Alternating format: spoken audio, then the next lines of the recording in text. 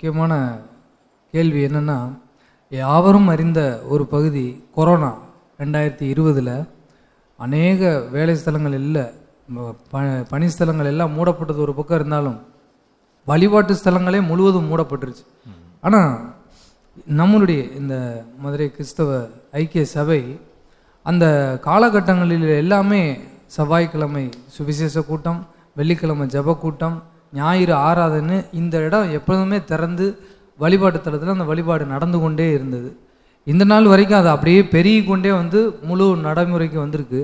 ஆனால் அந்த கொரோனா ஆரம்பித்து கிட்டத்தட்ட 8 மாதங்கள் 9 மாதங்கள் எந்த வழிபாட்டு தலமும் திறக்கலை. அது எப்படி உங்களால் செய்ய முடிஞ்சது? கவர்மெண்ட்டையும் நீங்கள் எதிர்க்காமல் கர்த்தருடைய ஊழியத்தையும் அப்படி திறந்து வைத்து செய்யக்கூடிய ரகசியம் என்ன?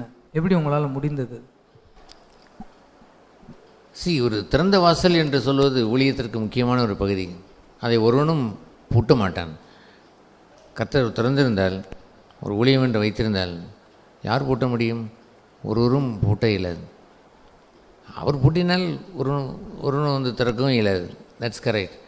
அதே போலவே கர்த்தர் திறந்து வைத்த ஒரு ஊழியம் மனுஷனால் மூடப்படுவது என்று சொல்வதை நான் எக்காலத்தும் ஏற்றுக்கொள்வதில்லை. முழு உலகமே முன்னால் எனக்கு வந்து,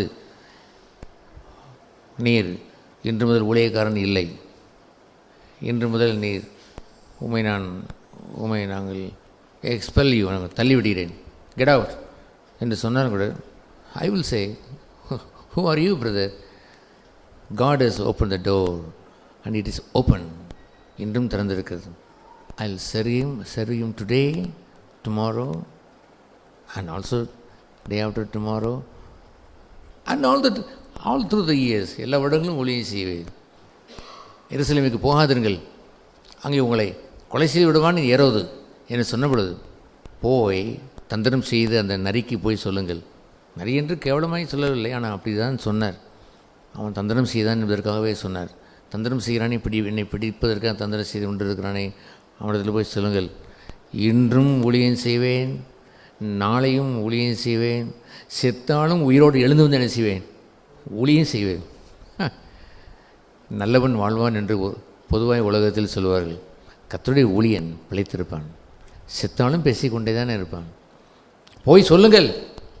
அது யாராக இருந்தாலும் என்ன, ஏரோதாக இருந்தாலும் என்ன, அரசனாக இருந்தாலும் என்ன, அவன் அதிகாரியாக இருந்தாலும் என்ன, கோ அண்ட் டெல் ஹிம், இப்படி அவன் சொன்னான் என்று நீங்கள் சொல்லுங்கள் என்று அனுப்பி வைத்து விட்டாரே என்னுடைய ஆண்டவர். அவர் அல்லவோ என்னுடைய குரு, அவரை அல்லவோ நான் பின்பற்றுகிறேன், அவரல்லவோ என்னை அழைத்த அந்த எஜமானுக்கு நான் தோல்வியை நான் கொடுக்க இயலுமா? ஆகவே ஐ டோன்ட் நோ, நான் ஒன்றும் மனுஷியை தைரியத்தினுடையோ பலத்தினுடையோ செய்ததில்லை. I am a weak person, நான் பலவீனமான மனுஷன். But power of the God, தேவனுடைய வல்லமையினாலும், ஐ ஆனர் காட், நான் தேவனை கனம் பண்ணுவதாலும், என்னை அழைத்த தேவனுக்கு நான் உண்மையில்னா இருக்க வேண்டும் என்பதை அறிந்ததினாலும், இந்த கொரோனா இந்த காலம் என்று அனௌன்ஸ் பண்ணப்பட்ட அந்த நாட்களிலே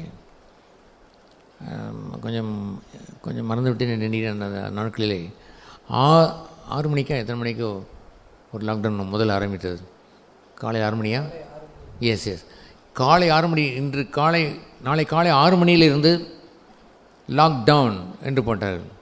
இதனால் இப்படி சொல்லிவிட்டார்கள் என்று சொல்லி நான் மக்களிடத்தில் கேட்டேன், மக்களே, நீங்கள் 5 மணிக்கு நாங்கள் ஆராதனை அரங்கி போயிடுவோம், 5:45 முடித்து விடுவோம், ஒரு டீ ஒன்று கொடுப்போம், சாப்பிட்டுவிட்டு 6 மணிக்கு க்ளோஸ் பண்ணி விடுவோம், ரெடியாக இருக்கட்டும். எல்லோரும் ரெடி என்று சொன்னார்கள்.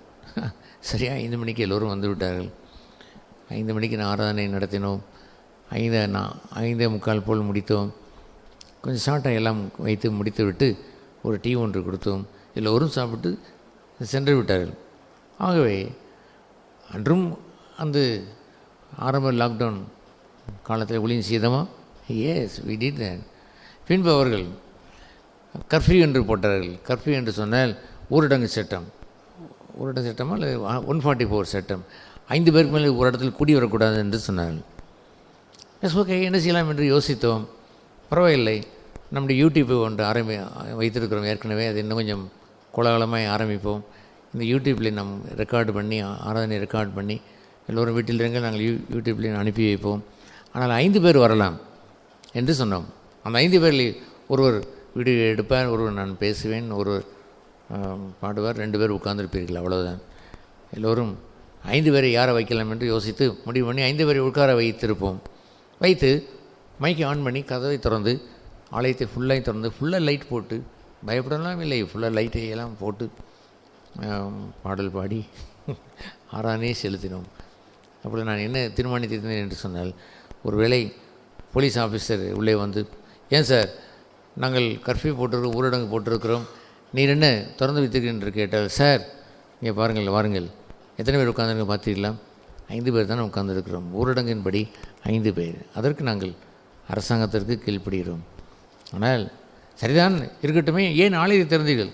அது சார், ராயனுக்குரியதை அரசாங்கத்துக்குரியதை அரசாங்கத்திற்கு கொடுங்கள், தேவனுக்குரியதை தேவனுக்கு கொடுங்கள் என்று வேதம் சொல்லுகிறது சார். இந்த பாருங்கள் சார், எங்களுடைய எபிரேயர் இந்த 13ஆம் அதிகாரத்திலே பார்த்தீங்களா, இந்த வசனத்தை இறைவன் கொடுத்தார். நான் என்ன வசனம் என்று சொன்னால், சபை கூடுதலை விட்டுவிடாத என்று இருக்கிறது சார். இது இறைவன் கட்டளை, அரசு கட்டளையும் செய்கிறோம், ராஜ்ய கட்டளையும் செய்ய வேண்டும். நாங்கள் தெய்வத்துக்கு ஊழியம் செய்கிறவர்கள், எங்களால் சபை கூடாமல் இருக்க முடியாது சார், கூடாது சார், கர்த்தருடைய கட்டளை என்று சொல்ல வேண்டும் என்று தீர்மானித்திருந்தேன். ஆனால் அன்று முதல் செவ்வாய்க்கிழமை பயங்கரமான ஊரடங்கு, இந்த கொரோனா காலத்தில் ஆலயங்களாம் மூடப்பட்ட அந்த நாட்களிலே 4 குழாய்கள் இருக்கும். குழாயில் வைத்து நாம் சுவிசேஷ கூட்டம் நடத்தினோம், வெள்ளிக்கிழமை ப்ரேயர் மீட்டிங் நடத்தினோம், ஞாயிற்றுக்கிழமை கூட்டம் நடத்தினோம். கொஞ்சம் கொஞ்சமாக 10 பேர் வைக்கலாம் என்று சொன்னார்கள், 20 பேர் வைக்கலாம் என்று சொன்னார்கள், ஒரு காலகட்டத்தில் 50 பேர் வைக்கலாம் என்று சொன்னால், இப்படி கொஞ்சம் இன்க்ரீஸ் ஆகி கொண்டே அது போனது. அந்த அளவு நாங்கள் அதை வைத்து கொண்டு இந்த ஊழியங்களை எல்லாம் செய்தோம். அப்படி குழாயிலே அப்படிலாம் சுவிசேஷம் துணி கேட்கும் பொழுதும் எல்லாம் அங்கே பக்கத்தில் போலீஸ் ஸ்டேஷன் இருக்கிறாங்க, எல்லாம் கூட கேட்டார்கள், போலீஸ் ஆஃபீஸர்லாம் கடந்து போகிறார்கள். போனாலும் I don't know what stop தம், ஏன் நிறுத்தினான் என்று தெரியவில்லை. ஒருவரும் என்ன செய்யவில்லை, வந்து கேட்கவில்லை. கேட்டால் என்ன சொல்லியிருந்திருப்பேன், ராயனுக்குரிய ராயனுக்கும் தேவனுக்கும் சொல்லியிருக்கிற சபை கூடுதலை விட்டுவிடுவார் என்று சொல்லுகிறார். இல்லை, அரசு பண்ண போகிறோம் என்று சொன்னால், அப்படியானால் என்னை அரசு பண்ணுங்கள், இவர்கள் எல்லாம் விட்டுவிடுங்கள் என்று சொல்லி மக்களை நான் விடுதலை செய்துவிட்டு நான் என்ன செய்திருப்பேன், அரெஸ்ட் ஆகியிருப்பேன். ஆகவே ஐ வாஸ் ஸ்டாண்டிங் தேர், நான் அங்கே கர்த்தருடைய ஊழியனாய் நான் நின்று கொண்டு இருந்தேனே அல்லாமல் நடுநடுங்கி கொண்டிருந்த கோழையாய் நான் நிற்கவில்லை. எஸ், அது நல்ல பகுதி. ஒரு விசுவாசியாக நான் இந்த சபைக்கு வருகிறதுனால அந்த காலகட்டத்தில் நாங்களே ஒடுங்கி போயிருந்தோம். இப்படி ஒரு மோசமான கொரோனா நோயின்னு இருந்தப்போ, ஆனால் ஆலயத்திலிருந்து அந்த 5 பேரில் நீங்கள் வந்து அமருங்கள் அப்படின்னு சொல்லும்போது, அந்த சின்ன சின்ன பகுதிகளுக்கு அழைத்த போது, இவ்வளோ ஊரடங்கில் வர சொல்லி அழைக்கிற அழைப்பை ஆரம்பத்தில் மெல்லமாக பயந்து கொண்டே ஆரம்பித்தேன். அதுக்கப்புறம் எனக்குள்ளே ஒரு விசுவாசம் வந்தது.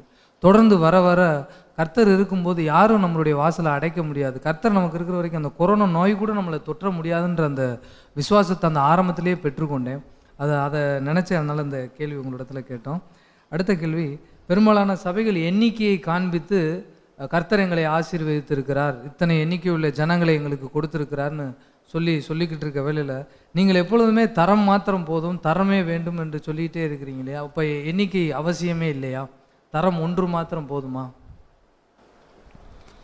அப்படி ஒன்றும் நாம் பகிரங்கமாக நாம் பேசிக்கொண்டு எங்களுக்கு தரம் ஒன்று தான் வேண்டும், எண்ணிக்கை வேண்டாம் என்று நாம் சொல்வது, அது ஒரு விதத்திலே ஒரு மமதை, ஒரு அகந்தை, அப்படி சொல்வது ஒரு தவறும் கூட. அது ஏனென்றால், பாவிகளை ரட்சிக்க கிறிஸ்து இயேசு உலகத்திற்கு வந்தார் என்று ஒரு கூறும்பொழுது, ஒரு முறை ஆண்டவர் தன்னுடைய சீசலை கூறும்பொழுது 12 பேர் தான் இருந்தார்கள். பிதாவே, இதோ நீ தந்த சீசல் என்று அவர் சொல்லுவார். ஆகிலும் இந்த மந்தையில் இல்லாத வேறு சிலர்களும் உண்டு, அவர்களும் இவர்கள் மூலமாய் வர வேண்டும் என்று தான் அவர் விரும்பினார். எனவே எல்லோரும் தீமத்தில் 1 தீமத்தில் வாசிக்கிறது போல் 2ஆம் அதிகாரத்தில் வாசிக்கிறோம், எல்லோரும் ரட்சிக்கப்பட வேண்டியது தேவனுடைய சித்தம் என்று எழுதியிருக்கிறது. ஆகவே டு ப்ரீச் த காஸ்பல், சுவிசேஷ அறிவிப்பதற்கும் அநேக மக்களுக்கு இந்த சுவிசேஷத்தை கொண்டு செல்வதற்கும் என்னென்ன ஏதுகரங்கள் உண்டோ, கர்த்தர் எனக்கு காண்பித்த பகுதி உண்டோ, அத்தனையும் நான் செய்தேன். எஸ், அத்தனையும் நான் செய்தேன். பல லட்சக்கணக்கான சுவிசேஷ பிரதிகளை அடித்து நாங்கள் விநியோகித்திருக்கிறோம், அனுப்பியிருக்கிறோம். பல லட்சக்கணக்கான புத்தகங்களை அடித்து நாம் அனுப்பியிருக்கிறோம். யூடியூப்பில் அல்லது வெப்சைட்டில் அனுப்பியிருந்திருக்கிறோம். நாங்கள் ஒவ்வொரு வருடத்திலே பல சமயங்களை நாம் சென்று கூடநகர் மெயின் ரோட்டில் இருந்து சுவிசேஷத்தை நாம் அறிவித்திருக்கிறோம். இந்த சில ஆன்டி எலிமெண்ட்ஸ் பொல்லாதவர்கள் கிறிஸ்தவர்களுக்கு விரோதமாய் சண்டை போட்ட காலத்திலுமே கூட மெயின் ரோட்டில் இருந்து அந்த இடத்துலையே கலகம் செய்த அந்த இடத்திற்கே நாங்கள் சென்று ஊழியத்தை நாங்கள் ட்ராமா போட்டு நாங்கள் நடத்தி இருந்திருக்கிறோம். ட்ராக்ஸ் எல்லாம் விநியோகித்து இருக்கிறோம். And like then we love people, ஜனங்களை நேசிக்கிறோம். ஆகவே வி வாண்ட் மோர் பீப்புள், அநேக ஜனங்களுக்கு இன்னும் ஆண்டவர்கள் நடத்த வேண்டும் என்ற விருப்பம் உள்ளே வைத்திருக்கிறோம். ஆகவே தரம் வேண்டும், எண்ணிக்கை வேண்டாம் என்று சொல்வது மமதை. அப்படி நான் ஒரு நாளும் நான் சொன்னதை விரும்புவதில்லை. எஸ், ஒரு நாளும் சொல்ல விரும்புவதில்லை. ஆனால் அதுபோன்ற ஒரு காலகட்டத்தில் சபை என்று ஒன்று வரும்பொழுது பிரபலியப்படுத்தி கர்த்தரின் நாமத்தை எங்கும் பிரஸ்தாபப்படுத்துவது பட வேண்டும் என்ற விருப்பத்தோடு அநேக ஆத்துமாக்களுக்கு ஊழியம் செய்யும் பொழுது வி டோன்ட் நோ, பலர் ரட்சிக்கப்பட்டிருக்கக்கூடும், மனம் மாறி இருக்கக்கூடும். நித்தியம்தான் நாம் பதில் சொல்ல வேண்டும். ஒரு முறை நான் மதுரை ரோட்டில் நான் சென்று கொண்டிருந்த பொழுது அங்கே உள்ள ஒரு விருந்தினரில் உள்ள அந்த EU எவாஞ்சலிக் யூனியன் அந்த கூட்டம் 96 காலனி என்று அந்த ஒரு ரூம்லேயே நடக்கும்.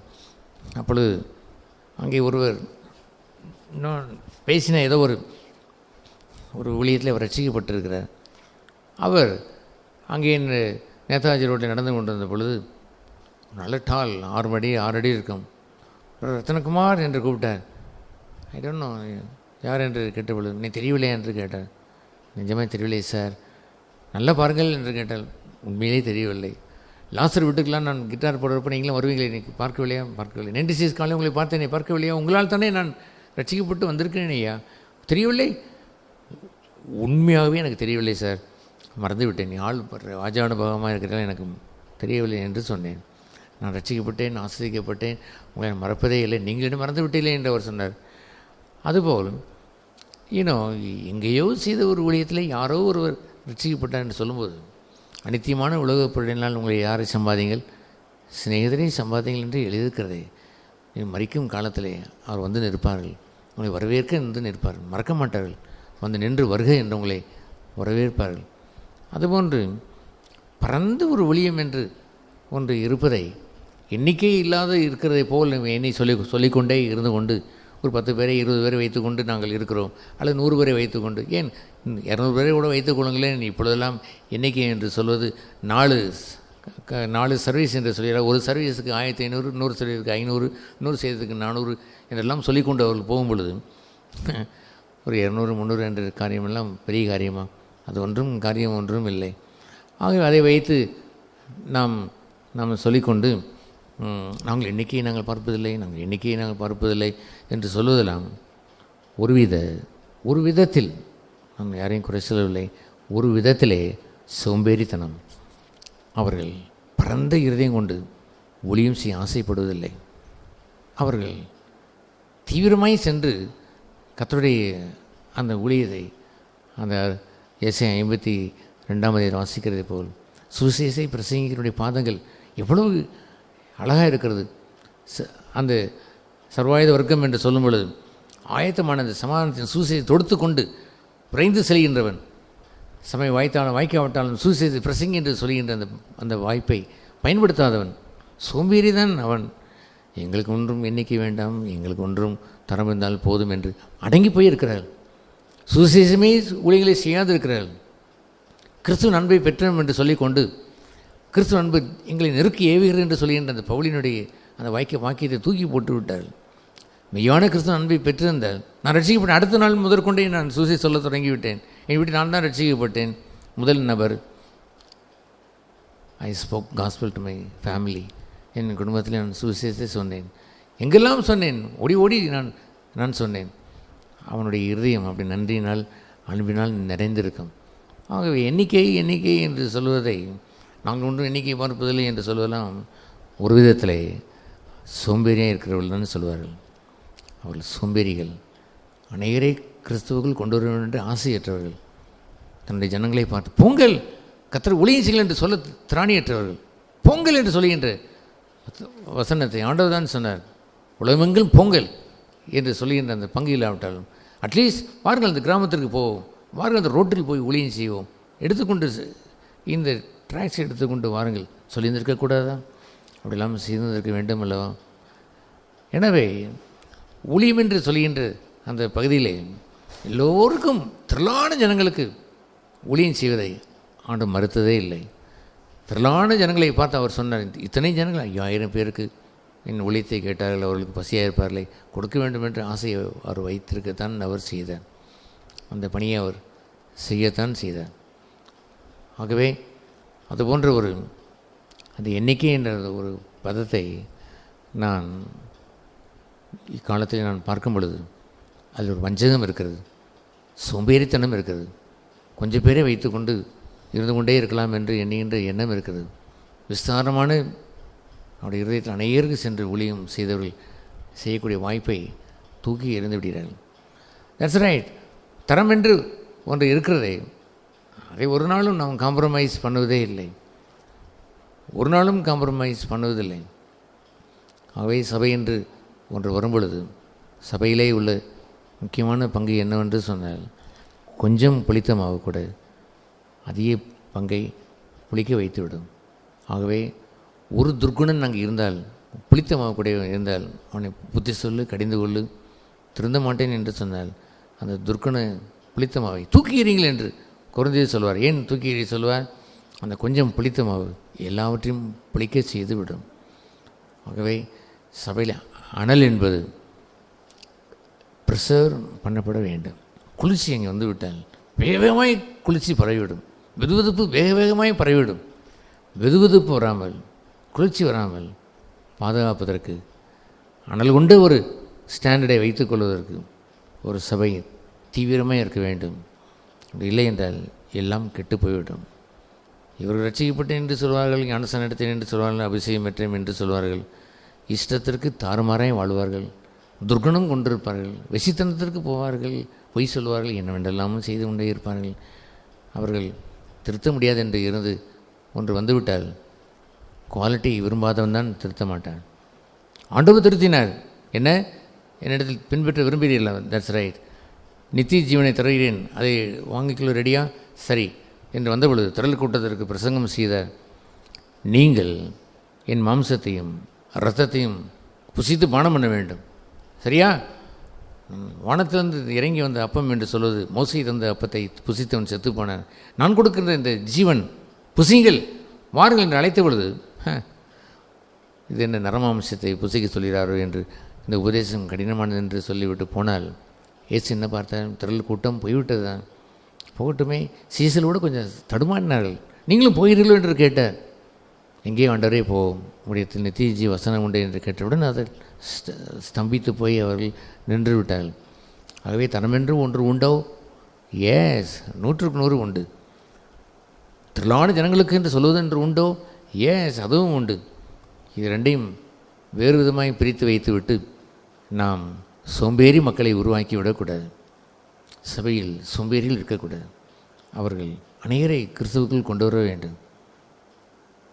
ஏன் ஒரு கோதுமை மணி மறித்து அநேகம் பழங்களை கூப்பிட்டு வர வேண்டும், தியாகம் செய்திருக்க வேண்டும். ஊழிய பாதையில் அவருடைய பாதங்கள் மண்ணிலே, மண் மேட்டிலே, பள்ளத்திலே, மலையிலே நடந்திருக்க வேண்டும். சகதியிலே நடந்து போய் சென்று ஊழியம் செய்திருக்க வேண்டும். ஆகவே நான் சொல்வதை விளங்கி கொண்டு எண்ணுகிறேன், அந்த வித்தியாசத்தை விளங்கி கொண்டு எண்ணுகிறேன். ஆக என்ன பதில் நான் சொல்லப் போவதில்லை. தரம் மட்டும் போதும், தரம் மட்டும் போதும் என்று சொல்லுவதோ, எண்ணிக்கை பெரிதென்றில்லை என்று சொல்வதோ இல்லை. எண்ணிக்கையும் எல்லா ஜனங்களுக்கும் சுவிசேஷம் சொல்ல வேண்டும் என்ற அந்த எண்ணிக்கையும் அவசியம். எதுவும் அவசியம், தரமும் அவசியம். தரமும் அவசியம். தரத்தை இழந்துவிட்டு ஒரு எண்ணிக்கை என்று இருக்கிறதே, அங்குதான் கோளாறு வருகிறது. அங்குதான் மக்கள், ஒரு சபைக்கு நான் சென்ற பொழுது 1000 என்று தொங்கி விட்டிருந்தார்கள். என்ன இப்படி தொங்க விட்டிருக்கேன் என்று கேட்டேன். ஜெபம் செய்யும் பொழுதெல்லாம் அதை பார்க்கும் பொழுது, இந்த ஆண்டு நம்முடைய லட்சியம் 1000 பேர் வர வேண்டும் என்று ஒரு லட்சியமாம். அதனால் பார்த்து ஞாபகத்திற்கு, ஆண்டவரே எங்கள் சபைக்கு 1000 பேரை கூப்பிட்டு வரும் என்று ஜெபம் செய்வார்களாம். இது வேடிக்கையாக இருக்கிறது. நம்பரை சேர்த்து விட்டால் போதுமா? வெறும் நம்பரை வைத்து என்ன செய்வது? வரட்டும், அத்தனை பேருக்கு நீங்கள் சுவிசேஷம் கூறி அவர்களை கிறிஸ்துவுக்குள் தேறி நடத்த வேண்டுமென்றால் நடத்துங்கள். ஆனால் நீங்கள் தரத்தின்படி தேறி நடத்த வேண்டும் என்று சொன்னால் கண்டிப்பாக இந்த 1000 பேரில் 900 பேர் போனாலும் போவார்கள், 100 தான் இருப்பார்கள். ஏன் 950 போனாலும் போகும், 50 தான் இருக்கக்கூடும். அதை விடுங்கள், ஒரு 10 பேர் கூட தான் இருப்பார்கள் என்று வைத்துக் கொள்ளுங்களேன். ஆகவே அதுபோன்ற ஒரு கொடிய ஒரு காலம் நாம் வாழ்கிறோம். எண்ணிக்கை எண்ணிக்கை எண்ணிக்கை எண்ணிக்கை வேண்டும் வேண்டும் வேண்டும், அதையும் நாம் மறுக்கிறோம். தரத்தை இழந்துவிட்டு வாழ்கின்ற ஒரு எண்ணிக்கை, கூட்டத்தை பார்த்து அங்கே போக வேண்டும் என்ற ஒரு விருப்பம். சபைக்கு வந்துவிட்டு எவ்வளோ கூட்டம் இருக்கிறது, பூ இவ்வளோதானா, எத்தனை ஆராதனை இங்கே நடக்க போகிறது, ஒரே ஒரு ஆராதனை தான். அப்போ இந்த 150 தான் இருப்பார்ல, ஆமாம் தான் 150 பேர் தான். போங்கப்பா உங்கள் சர்ச்சி, அந்த சர்ச்சையில் போய் பாரு எவ்வளோ கூட்டம் இருக்கிறது தெரியுமா, நான் அங்கேயே போகிறேன் என்று போகிறார்கள். போட்டுமே அதுபோன்ற ஒரு வெற்று கூட்டத்தையும் நாம் என்ன செய்வதில்லை, விரும்புவதும் இல்லை. இந்த எண்ணிக்கை எண்ணிக்கை எண்ணிக்கை என்று பேசிவிட்டு சொல்லுகிற வெற்று கூட்டத்தை வைத்து முதல் ஆராதனை 1000 பேர், 2வது ஆராதனை 800 பேர், 3வது ஆராதனை 4வது ஆராதனை என்று நடத்துகின்ற மனுஷருக்காக வழிகின்ற ஒரு ஊழியத்தை ஒரு எந்த உத்தம ஊழியனும் செய்யவே மாட்டான். கிறிஸ்துவுக்குள் வந்த விசுவாசிக்கு கூட கிறிஸ்துவ ஜீவியத்தில் அவருடைய நாமத்து நிமித்தம் வருகிற துன்பங்கள் வரும்போது இடறி விழுகிறதும் மனச்சோர்வு அடைகிறதும் ஒரு வழக்கமான ஒரு பகுதியாயிடுச்சு. ஆனால் நீங்கள் உங்களுடைய ஊழியத்தில் கேள்விப்பட்ட வரைக்கும் நிறைய கல்லடிகள், குற்றச்சாட்டுகள், அநேக புறங்கூறுதுகள், இப்படி ஏகப்பட்ட காரியங்களை நீங்கள் சந்தித்து தான் வந்திருக்கீங்கன்னு நாங்கள் கேள்விப்பட்டிருக்கோம். ஸோ இப்படிப்பட்ட சூழ்நிலைகள்லாம் தாண்டி எப்படி உங்களால் வர முடிஞ்சுச்சு? குற்றச்சாட்டும் புறன் கூறுதலும் எந்த ஒரு மனுஷனும் ஈஸியாக எடுத்துக்கிட்டு வர முடியாது. ஸோ கர்த்தரிடத்துலேருந்து அப்படி எப்படி நீங்கள் பெற்றுக்கொண்டீங்க? இவைகளை தாண்டி எப்படி உங்களால் அந்த ஊழியத்தில் நிலைத்து இருந்து கர்த்தருக்கு சேவை செய்ய முடியுது? என்னை ஊழியத்திற்கு என்று கர்த்தர் அழைத்த அந்த நாட்களிலே என் தகப்பனும் தாயுமே என்னை விட்டு கெட் அவுட் என்று தான் சொன்னார்கள். ஏன் என் தகப்பன் தாய் நல்லவர்கள், அவளை போல் ஒரு எனக்கு டிசிப்ளின் கற்றுக் கொடுத்தல் யாரும் இல்லை. மிக அன்புள்ளவர்கள், வசனத்தை ஏராளம் கற்றுக் கொடுத்தார்கள். ஞாயிற்றுக்கிழமை ஆராதனை என்று சொல்வதை ஜென்மத்திற்கும் அதை நாங்கள் போகாமல் இருந்ததே இல்லை. ஒரு வயிற்று வலி இருந்தால் மெட்ஃபார்மின் ஏதோ ஒரு மெக்ஸஃபார்ம் என்ற ஒரு மாத்திரை அந்த நாள் இருக்கும், உடனே போட்டு வயிற்றோடு இருந்தாலும் பரவாயில்லை, இதை போடு நின்றுவிடும் என்று சொல்லி உடனே அனுப்பி வைப்பார்கள். தலைவலி என்று சொன்னால் ஒரு காய்ச்சல் ஒரு மாத்திரை கொடுத்து போக என்று சொல்வார்கள். எங்கள் வீட்டிலே நான் இருந்த நாட்கள் முதற்கொண்டு ஞாயிற்றுக்கிழமை ஆராதனை விட்டதென்று ஒரு நாளும் இல்லவே இல்லை, ஒரு நாளும் இல்லை. எஸ், என்ன நடந்தாலும் பூகமே வந்தாலும் நாங்கள், எனக்கு 6 சிஸ்டர், நான் ஒரு பிரதர், நான் ஒருவன், மொத்தம் 7 பேர், எங்கள் அம்மா அப்பா, அப்படி நாங்கள் கம்பீரமாய் ஆலயத்திற்கு சென்றோம். எல்லாம் ஒரு நாள் கூட ஐ ரியலி சே தட் இந்த உலகத்தில் நான் சபையில் எத்தனை பேர் ஞாயிற்றுக்கிழமை ஆராதனை அவர்கள் ஸ்கிப் பண்ணினார்கள். மச்சான் இறந்தார்கள், மச்சான் கல்யாணம், இல்லை அண்ணன் மகளுக்கு மொட்டை என்ன சொல்லிக்கொண்டு போயிருந்ததை பார்க்கும் பொழுது I really sorry for them, அவளுக்கு வருத்தப்படுகிறேன். கர்த்தரை கனம் பண்ணாத இந்த மனிதர்கள். ஆகவே அதுபோன்ற நல்ல பெற்றோர்கள். பட் ஆனால் என்னை அவர்கள், நான் அன்பு கூர்ந்த பெற்றோர்கள், எனக்கென்று சொந்த வீடு உள்ள ஒரு பங்களா மாதிரி நல்ல ஒரு வீடு, நல்ல ஒரு தொழில். எங்கள் வீட்டில் இருந்து வெளியே வருவதற்கு இஷ்டம் இருக்காது. சுற்றிலும் அத்தனை தென்னை மரங்கள் இருக்கும், 24 தென்னை மரம் அங்கே இருக்கும். குரோட்டன்ஸ் என்று 60-70 குரோட்டன்ஸிங் அப்பா வைத்திருப்பேன்.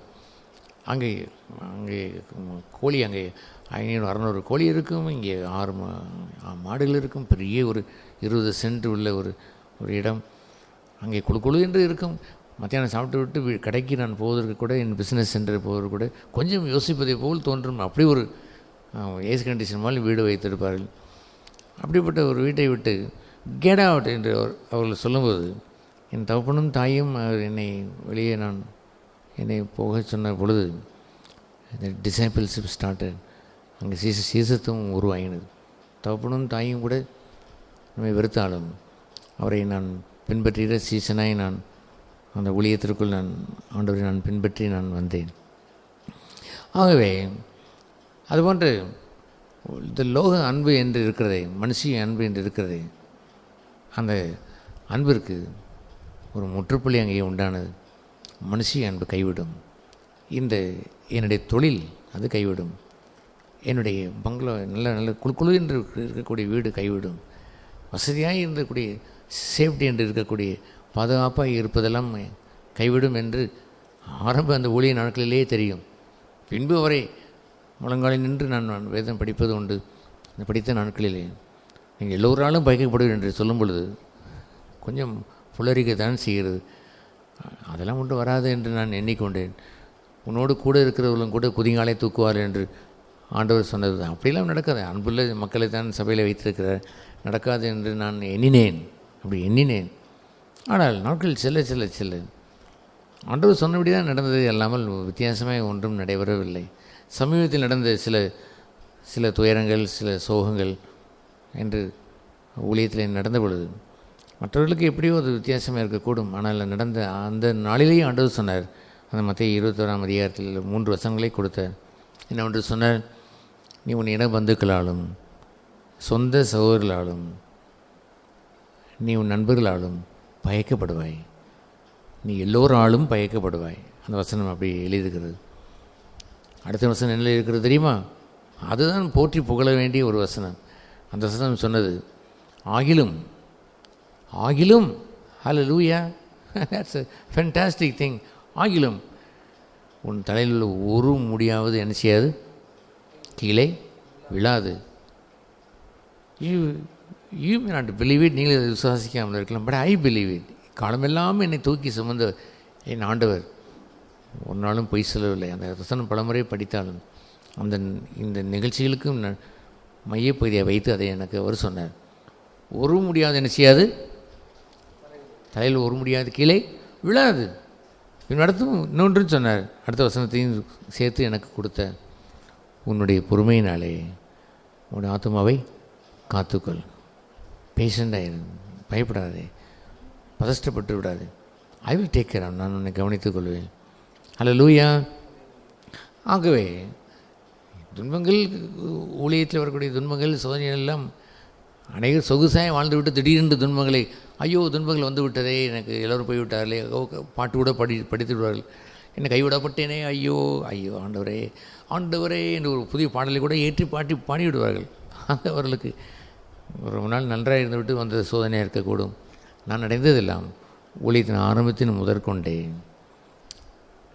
துன்பங்கள், பாடுகள் சந்தித்ததினாலே, பாடுகள் தான் நம்முடைய பங்கு என்று என் ஆண்டவர் காட்டினபடினால் அவளை அடித்தவளை என்னை பார்த்த பொழுது, ஃப்ரம் த பிகினிங், மாட்டுக்கொட்டையில் பிறந்த நாள் முதற்கொண்டு கொல்கதா மேட்டின் வரைக்கும் பாடுகள் தான். அவளை அடித்தவளை நான் நடக்கிற விருப்பம் கொண்ட எந்த மனுஷனும், அவரை நேசித்து அவரை பின்பற்ற விரும்பிய எந்த மனுஷனும் பகையை சந்திப்பான், துரோகத்தை சந்திப்பான், நண்பர்களால் விரோதிக்கப்படுவான், கூட இருந்தவர்களை விரோதிப்பார்கள், துரோகம் செய்வார்கள், குதிங்காலை தூக்குவார்கள். He has to go through it. அதற்கு உள்ளே தான் நான் கடந்து சென்று நிரூபித்து காட்ட வேண்டும். I serve God faithfully.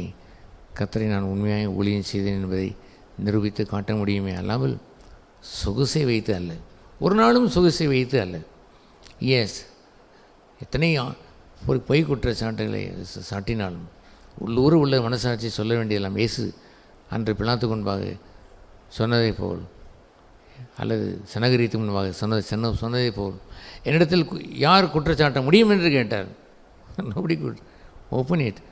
என்னத்தையாவது இட்டு கட்டி சொன்னார்கள், அது சொல்லுவார்கள், பொய் சாட்சி சொல்வதற்கு நிறுத்தினார்கள், அது செய்யலாம். என்னத்தையாவது இட்டு கட்டி சொல்லி கொஞ்சம் வார்த்தையை திருத்தி கொஞ்சம் மாற்றி, இவன் ஆலயத்தை நானே இடித்து 3ஆம் நாள் கட்டுவேன் என்று சொன்னான். அவர் சொன்னதை போலவே தோன்றுகிறது. அவர் சொன்னது அதே அல்ல. அவர் சொன்னார், நீங்கள் இடியுங்கள், I will build my body, என் சரீரத்தை நான் கட்டுவேன். கிறிஸ்துவின் சரீரமான சபை கட்டப்படுவதற்கு என்னுடைய பழைய வாழ்க்கை நொறுங்க வேண்டும். அது டிமாலிஷ் பண்ணாதபடி கிறிஸ்து தன் சரீரமான சபையை கட்டையிலார், தன் சரீரத்தை குறித்து சொன்னார் என்று அங்கே எழுதியிருக்கிறது. ஆகவே கொஞ்சம் திருத்தி விட்டார்கள். எவ்வளவு திருத்தினார்கள்? கொஞ்சம். நீங்கள் இடிங்கள் என்று சொன்னதை இவன் நான் இடிப்பேன் என்று சொன்னான். கொஞ்சம் நீங்கள் நான், அவ்வளோதான். ஒரு திருத்தலை அவள் வைத்து குற்றத்திற்கு கொண்டு போய் வைத்து சாட்டி விட்டாள். Hallelujah. I am so happy. நான் மகிழ்ச்சியாக இருக்கிறேன். அது காரணம் என்னவென்றால் என் குரு அந்த பாதையிலே சென்றார். நான் விரும்புவதெல்லாம், ஆண்டவரே எந்த சூழ்நிலையிலையும் உடைய நாமத்திற்கு அபகீர்த்தி வந்துவிடக்கூடாது. I must behave like Jesus. இயேசுவை போல் நடக்க வேண்டும். அநீதி செய்யக்கூடாது, நீதி செய்ய வேண்டும். பொய்யுரைக்கக்கூடாது, பயந்து போய் ஒன்றை செய்துவிடக்கூடாது, பீதியடைந்து ஒன்றை செய்துவிட்டு போய்விடக்கூடாது, அச்சுறுத்தலை கண்டு நான் போய்விடக்கூடாது. ஹெல்ப் மீ, எனக்கு உதவி செய்யணும். நான் அவரை இறுக பற்றி பிடித்து கொண்டேன். அவரே சொன்னார், யுத்தம் உன்னுடையதல்ல, அது என்னுடையது என்று சொன்னார். ஆகவே ஐ டோன்ட் நோ லார்ட், ஏன் இப்படி நடக்குதுன்னு தெரியவில்லை என்று நான் எண்ணினேன். ஐ ஆம் டேக்கிங் தட் வார், இந்த யுத்தத்தை நான் எடுத்துக்கொண்டேன் என்று அவர் செய்ய தொடங்கினார். அல்லேலூயா. இன்று கூட செய்கிறார். யுத்தம் என்னுடைய யுத்தம் என்றால் சின்ன ஷார்ட்டாக முடிந்துவிடும். அவர் யுத்தம் என்று இருக்கிற அப்படின்னால் கொஞ்சம் சில நாட்களில் சில மாதங்கள் போய் கொண்டு இருக்கிறது. Sorry, interesting. அதுவும் இன்ட்ரெஸ்டிங்காக தான் எனக்கு இருக்கிறது அல்லாமல், கிறிஸ்துவை போல் இன்னும் கொஞ்சம் வளரலாம் என்று இருக்கிறது அல்லாமல், ஒன்றும் என்னுடைய அபிஷேகத்தையோ என்னுடைய மகிழ்ச்சியையோ சமாதானத்தையோ பறித்தது இல்லை. இன்று வரை I rejoice in the Lord always. Hallelujah. அதே போல் உலகத்தில் 2 எஜமான்கள் இருக்கிறார்கள். ஒரு எஜமான் தேவன், இன்னொன்று பணம். முழு நேர ஊழியம்னு நீங்கள் வந்துட்டனால இந்த 2வது எஜமான் உங்களை ரொம்ப டிஸ்டர்ப் பண்ணியிருக்கக்கூடும். ஏன்னா ஒவ்வொரு நாளும் தேவைகளுக்கு நீங்கள் உங்களுடைய மாத வருமானமோ இல்லை உங்களுடைய சொத்து பத்துக்களோ எதுவுமே இல்லாத தருணத்தில் எல்லாமே இந்த 40 வருடங்களை நீங்கள் எப்படி கர்த்தரை விசுவாசித்து அனுதினமும் 3 பிள்ளைகள் வேறு, அவங்களெல்லாம் நீங்கள் படிக்க வச்சுருக்கிறீங்க, நல்லபடியாக திருமணம் முடித்து கொடுத்துருக்கீங்க, வேலை பார்க்குறாங்க. இப்போ இந்த சூழ்நிலை வரைக்கும் நீங்கள் கடந்து வந்த பாதையில் இந்த 2வது எஜமான இடத்துல அவனை தோற்க வைத்து கர்த்தருடைய மகத்துவத்தை எப்படி நீங்கள் பார்த்தீங்க, விசுவாசித்து வளர்ந்தீங்க? ஏன் கர்த்தரால் அழைக்கப்பட்ட ஒரு மனுஷன் என்று இருந்தால், மை ஹார்ட்டியஸ் மனப்பூர்வமாக சொல்லிய டெஸ்டிமனி என்னவென்றால், he will not think about food, தன்னுடைய உணவு உடை என்னவென்று கவலைப்படவே மாட்டான். அவன் இவள் அழைத்த கர்த்தர் மீது அவன் பொறுப்பை வைத்து விடுவான். ஆகவே மை ஸ்ட்ரைவிங், என்னுடைய போராட்டம் எல்லாம் கர்த்தருக்கு ஊழியம் செய்வது தான். அவர் இட்ட பணியை செம்மையாய் செய்து முடிப்பது தான். அது விடியபடி இருந்தாலும் சரிதான், செய்து முடிக்காமல் இருக்கக்கூடாது. கர்த்தருடைய சமூகத்தில் நான் போவதெல்லாம் என்னுடைய குறைகளை ஆண்டவர் காண்பிப்பதும், அதற்காக நான் மனம் வருந்துவதும் கண்ணீர் வடிப்பதுமே அல்லாமல் என்னுடைய பிரச்சனைக்காக நான் ஜெபித்ததே இல்லை. நிஜமாகவே சொல்கிறேன். அவ்வப்பொழுது நான் ஜெபிக்காமல் இல்லாமல் இல்லை. ஆனால் ஒரு முறை ஆண்டவர் நான் கேட்டேன், ஆண்டவரை இதுவரை நான் ஜெபித்ததில்லை, எனக்கென்று உள்ள காரியம் எவ்வளவு என்று நான் கேட்டேன். ஆல்மோஸ்ட் நத்திங், ஒன்றுமே இல்லாதது போல் தோன்றியது. நான் ஆண்டவர் சொன்னேன், ஆண்டவரே ஹல்லேலூயா. அவ்வப்பொழுது நான் சில கேட்டது உண்மையாக இருந்தாலுமே கூட சில காரியங்களை வைத்து நான் பேசியிருக்கிறேன். ஆனால் என்னை பொறுத்தவரையிலே ஆண்டவருக்கு முன்பாக நான் போகும்பொழுது, அன்றன்றுள்ள அப்பத்தை தாரும் என்று சொல்கிற ஒரு பகுதியை தவிர உன் சித்தம் செய்ய முடியவில்லையே, என் சித்தம் போராடுகிறதே, உன்னுடைய ராஜ்யம் உன்னுடைய நீதியும் எனக்கு வேண்டுமே, உன்னுடைய ராஜ்யத்தினுடைய சமாதானம் ஏன் குறைந்தது, ஏன் இதற்கு போய் என் சமாதானத்தை நான் குறைத்திருக்க வேண்டும், இந்த கஷ்டத்தின் நிமித்தம் சமாதானம் குறைவதா, இந்த நிகழ்ச்சி நிமித்தம் என் மகிழ்ச்சி நான் இழப்பதா என்று கண்ணீர் விட்டேனே அல்லாமல் பொருளுக்காகவோ தேவைக்காகவோ கண்ணீர் வடித்தது இல்லை. எல்லாமே கர்த்தர் உண்மையுள்ளவராக இருந்து பாதுகாத்து கொண்டார். ஆல்மோஸ்ட் கிட்டத்தட்ட என்னுடைய தேவையை குறித்து நான் யோசித்ததே இல்லை. ஒரு முறை என்னுடைய சகோதரிகள் ஒருவர் சொன்னார்கள், ஆஹா உனக்கு இப்பொழுது பிள்ளைகளை படிக்க வைத்து கொண்டிருக்கிறேன், சரிதான், உனக்கு கர்த்தர் உதவி செய்கிறேன் என்று சொல்லி கொண்டிருக்கிறாய், சரிதான், காலேஜ் வரட்டும், அப்பொழுது எப்பொழுது ஃபீஸ் கட்டுவேன் என்று பார்த்துக்கொள்வோம் என்று சொன்னார்கள். காலேஜும் வந்தது, பிள்ளைகளும் படித்தார்கள். சரிதான், கல்யாணம் என்று வரும், எப்படி நீ சமாளிக்கிறேன் பார்ப்போமே என்று சவால் விட்டார்கள். கல்யாணம் வந்தது, கர்த்தர் தான் நினைச்சார், அதை நடத்தி வைத்தார். இது என்றோ அது என்றோ இல்லை, எதுவாக இருந்தாலும் நினைச்சார், கர்த்தர் கொடுக்கத்தான் செய்தார். அவர் அன்புள்ளவர், அவர் எல்லா தேவைகளுக்கும் அவர் போதுமானவர். பவுல் யாரோ ஒரு கொடுத்த காணிக்கை வாங்கி கொண்டு என்னவென்று சொன்னார் என்று தெரியுமா? அந்த பிலிப்பியரிலே வாசிக்கிறோம். என் தேவன் அவருடைய குறைச்சலுக்கு இவர் கொடுக்குறார், சரி வாங்கி கொண்டார். கர்த்தருக்கு ஸ்தோத்திரம், தேவனுக்கு சுகந்த காணிக்கை என்று ஏற்றுக்கொண்டேன் என்று அவர் சொன்னார். சுகந்த காணிக்கை கர்த்தர் கொடுத்து ஏற்றுக்கொண்டு சுகந்த காணிக்கையை ஏற்றுக்கொண்டார். ஆனால் அவர் என்ன சொன்னார், பதில் சொன்னார் தெரியுமா? அவளை பார்த்து, கொடுத்தவர்களை பார்த்து, என் தேவன் உங்கள் குறைவே எல்லாம் கிறிஸ்துவனுடைய மகிமையின் நிறைவிலே உங்களை வைத்து உங்களை என்ன செய்வார்? குறைவையெல்லாம் நிறைவாக்குவார் என்று சொன்னார். இவன் குறைச்சலிலே வாங்கி கொண்டு கொடுத்தவனிடத்தில் பார்த்து என்ன சொல்கிறார்? உன் குறையை கர்த்தர் என்ன செய்வார்? நிறைவாக்குவார் என்று சொன்னாரே, அதுதானையா கௌரவமான கர்த்தருடைய ஊழியனுடைய அழகு. அப்படி தான் நான் மற்றவர்களையும் ஆசீர்வதிப்பான். உன் குறைவை கர்த்தர் மகிமை நிறைவாக்குவார் என்று சொல்வானே அல்லாமல் எவன் கொடுப்பான் என்று அவரை எண்ணி பார்த்ததில்லை. தன்னால் வேண்டதை கொடுப்பான். கர்த்தர் உன்னை குறைவை ஆசீர்வதிப்பான் என்று அவர் சொல்லுவார். தன் குறைச்சல் என்று அவர் சொல்லவே இல்லையே.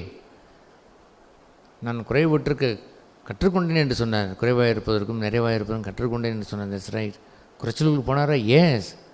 அந்த குறைச்சலுக்குள் எப்படி வாழ்ந்தேன் என்று அவர் சொன்னார்? போதும் என்ற மனதை வைத்திருந்தார்.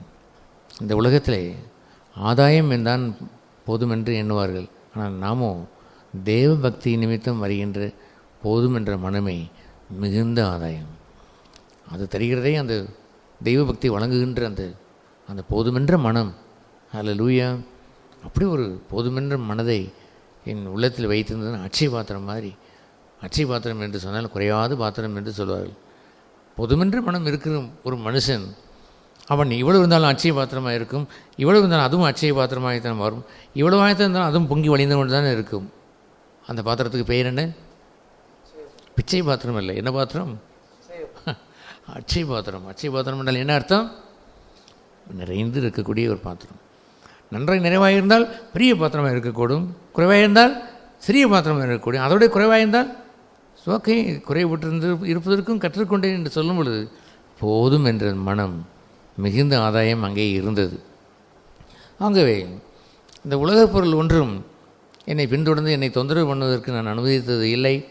என்னுடைய ஒரே எஜமான் கர்த்தர் முன்னாலே இருந்தபடினால் என்னுடைய தேவைகள் என்னை பரண்டியது இல்லை, என்னை நாசப்படுத்தியது இல்லை. என்ன செய்ய போகிறாய் என்றெல்லாம் கேள்வி பிசாசு என் முன்னால் வைக்க முடிவதில்லை. அவனுக்கு தெரியும் இவன் மன நிறைவோடு வாழ்கிறவன் என்று அவனுக்கு தெரியும்.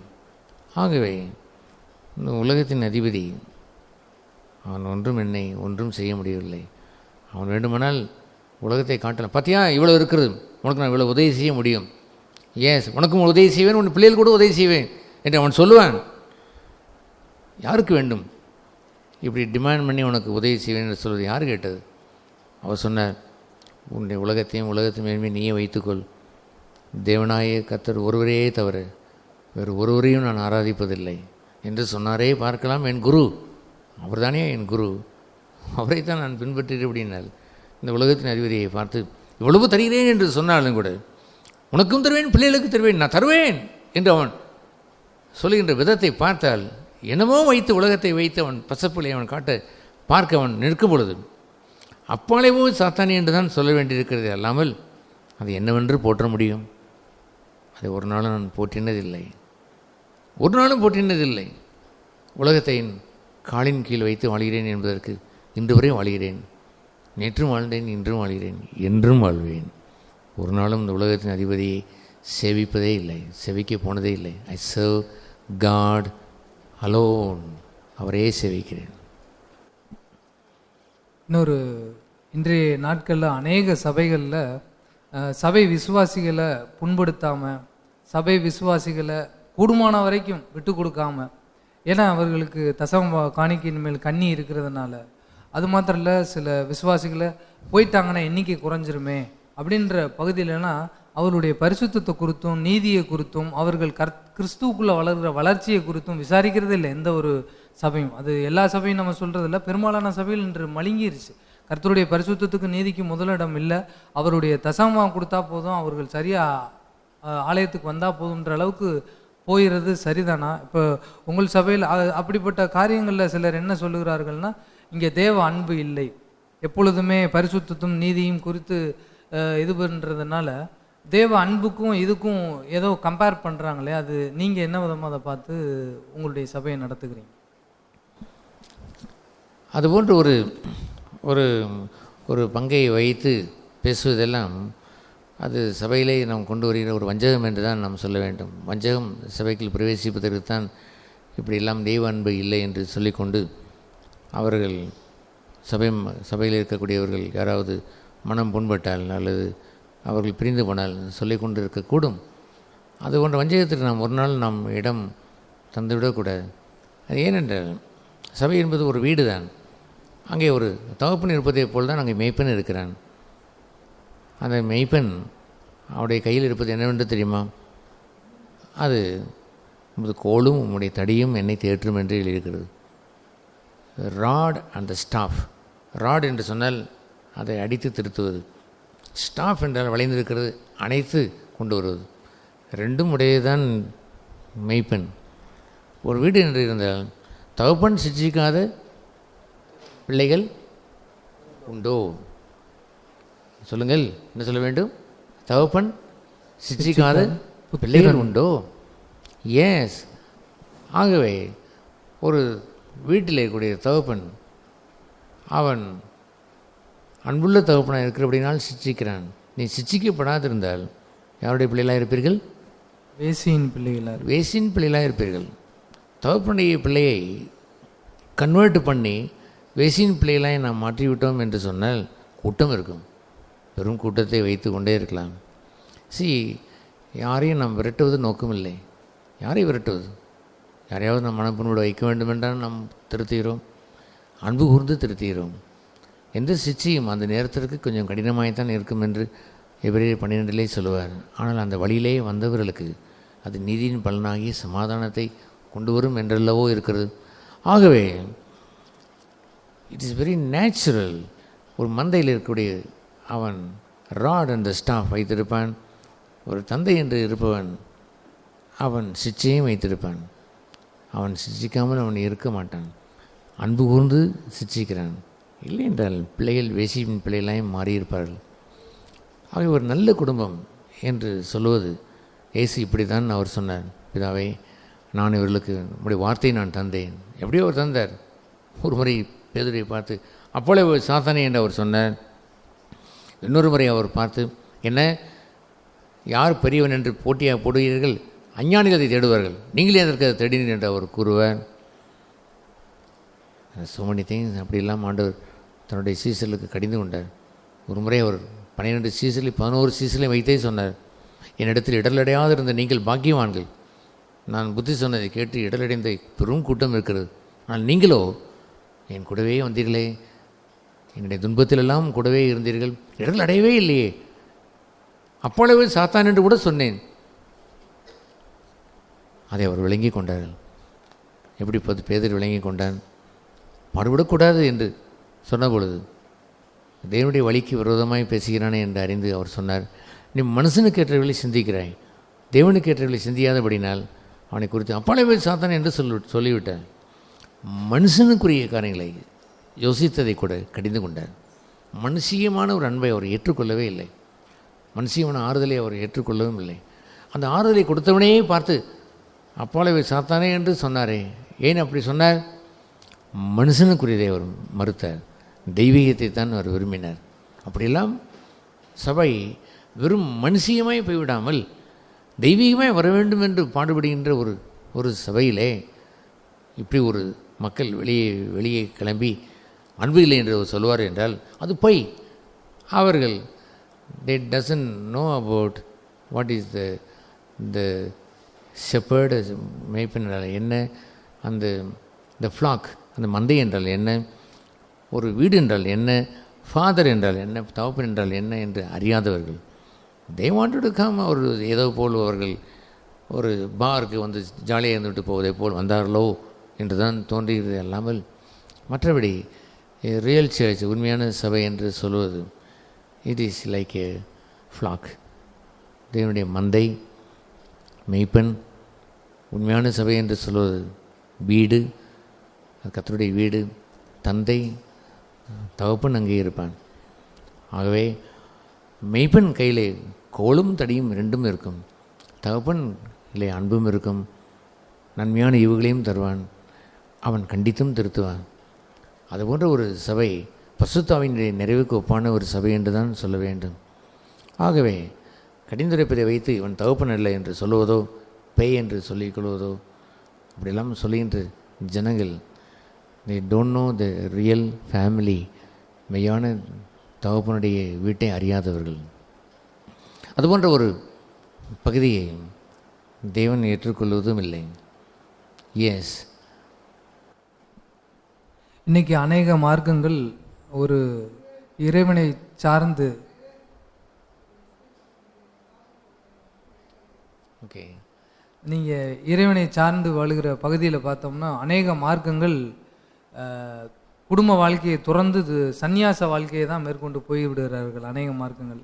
ஆனால் உங்களுடைய ஜீவியத்தில் இப்போ 40 வருட இந்த வாழ்க்கையில் மனைவி பிள்ளைகளையும் கர்த்தரோடு கூட சேவிக்க வைத்து அவ்வளோ தூரத்துக்கு கொண்டு வந்ததோடைய பங்கு எப்படி? உங்களுடைய குடும்பத்தார் உங்களுக்கு எப்படி உங்களை ஒத்துழைத்து வந்தார்கள்? அதை குறித்து சொல்லுங்கள். சந்நியாசம் என்று சொன்னீர்களோ? இல்லை, சந்நியாசம் போவது எளிது, ஆனால் குடும்பத்தோடு தெய்வத்தை தேடுற பகுதி, அவருக்கு ஊழியம் செய்கிற பகுதி கடினமாயிற்று. அது ஆண்டவருடைய முன்மாதிரி தான். அவர் ஒன்றும் எங்கே பிறக்கவில்லை என்று சொன்னால் ஒரு தனிப்பட்ட ஒரு எங்கேயோ உள்ள ஒரு வீட்டிலே அமைதியாய் பிறந்து விட்டு வந்தார் என்று இல்லை. அவர் பிறந்த ஒரு இடமே ஜனரஞ்சியம் நிறைந்த ஒரு மாட்டுத் தொழுவத்தில் தான் வந்து அவர் பிறக்கிறார். அவர் சத்திரங்கள் நிறைந்து வழிந்து அங்கே மாட்டுத் தொழுவத்திலே சாதாரண அந்த மாட்டுத் தொழுவத்தில் தான் அவர் பிறந்தார். அவர் உலகத்திற்கு அனுப்பப்பட்டார். என்னவென்று அங்கே எழுதியிருக்கிறது, என்ன வாசிக்கிறோம் என்று சொன்னால், தேவன் தன் ஒரே பேரான குமாரனை தந்தரளி என்று உலகத்துக்கு தான் தந்தரளினார். அப்படித்தான் இயேசுவும் தன்னுடைய சீசலை அனுப்பும் பொழுது, பிதா என்னை உலகத்திற்கு அனுப்பினதே போலவே நானும் உங்களை உலகத்திற்கு அனுப்புகிறேன் என்று தான் சொன்னார். அவர் நம்மை சந்நியாசத்திற்கு அனுப்பினேன் என்று சொல்லவே இல்லை. ஆகவே அவர் தனியே ஜெபித்து காடுகளிலே சென்று ஜெபித்தார், மலையிலே போய் ஜெபித்தார், திரும்பவும் கீழே இறங்கி வந்தார். இங்கே இருந்து விடலாமா என்று கூட அவர்கள் எண்ணினார்கள். மலையிலே வாசம் செய்து விடலாமா? அடடே, இங்கே அப்படியே செகனா மகிமையோடு இருக்கிறோமே, மோசையும் இருக்கிறார், எளியாமல் இருக்கிறார், நீங்களும் இருக்கிறீர்கள், 3 கூடாரத்தை போட்டு உட்கார்ந்து விடலாமே என்று சொன்ன பொழுது, நோ என்று குரல் பரத்திலிருந்து வந்தது. அவருக்கு செவி விடுங்கள் என்று சொன்னார். ஆண்டவர் சொன்ன பொழுது என்ன கட்டளை வந்தது? அந்த வானத்தில் வந்த செய்தி என்ன சொன்னது? ஆண்டவர் என்ன கட்டளை கொடுத்தார்? என்ன கட்டளை கொடுத்து செவி கொடுக்க சொன்னார்? வாருங்கள் கீழே என்ன செய்வோம், போவோம் என்று சொன்னார். கீழே அவள் போன பொழுது பிசாசு பேய் பிடித்த ஒரு பிள்ளை, அவன் தண்ணீரிலையும் அக்னியிலையும் தள்ளுகிறது, நுரை தள்ளுகிறது. அவனை சுகப்படுத்த முடியவில்லை. சீசர்கள் வந்து கம்ப்ளைண்ட் பண்ணுகிறார்கள், என்ன முடி சீசர்கள் இப்படி சுகப்படுத்த முடியாமல் இருக்கிறார்களே என்று கேட்கிறார்கள். ஆண்டவர் அவர்களை கடிந்து கொள்கிறார் என்றெல்லாம் வருவதை பார்க்கும் பொழுது அவர் மலையிலிருந்து சந்தோஷமாக இருந்து கொண்டே இருந்திருக்கலாம். கீழே இறங்கினால் பெய் பிடித்தவர்களெல்லாம் பார்க்க வேண்டியிருக்கிறது, பெய் பிடித்த மக்கள் மத்தியிலே ஊழியம் செய்ய வேண்டியிருக்கிறது. ஆகிலும் பிதா எங்கே தான் அனுப்பினார்? மலையிலேயே என்ன செய்யவில்லை, இருக்காமல் கீழே போய் என்று சொன்னார். ஆகவே இமயமலைக்கு போய் இருந்துவிட்டு வரலாம் என்று எண்ணுவதோ, துறவரம் கொண்டு செய்தால்தான் ஊழியம் என்று எண்ணுவதோ பெரும் தவறு. அதுபோல் ஆண்டவர் செய்யவே இல்லை. God sent me to a wife, என் உலகத்தில் ஒரு மனைவிடத்தில் அனுப்பியிருக்கிறார். And God sent me to a children, என் பிள்ளைகள் அனுப்பியிருக்கிறார். இந்த சபையில் போய் மாட்டிக்கொண்டேன் என்று நான் நினைக்கிறேன். இன்னொன்று God sent me to this church, இந்த சபைக்கு அனுப்பியிருக்கிறார். இந்த சபையில் பாடல் நிறைய உண்டப்பா, that's okay, God sent me, தேவன் இங்கே அனுப்பியிருக்கிறார். God has committed something, then ஒன்றை ஒப்புவித்திருக்கிறார். I do all the things with grateful, நன்றியுள்ள இதயத்தோடு நான் செய்கிறேன். சாங்டிஃபிகேஷன், பரிசுத்தமாகுதல் எங்கே உண்டு என்றால் இந்த உலகத்தில் தான் உண்டு. துறவியாய் நான் போய்விட்டால் என்னுடைய மாம்சம் டன்னாய் அப்படியே அங்கேயே பத்திரமாக இருக்கும். என் மனைவிடத்தில் அனுப்பப்படும் பொழுது அட்டேங்கப்பா எவ்வளோ மாம்சம் அங்கே இறங்கி விடுகிறது, எவ்வளவு சுயம் அங்கே கொல்லப்படுகிறது.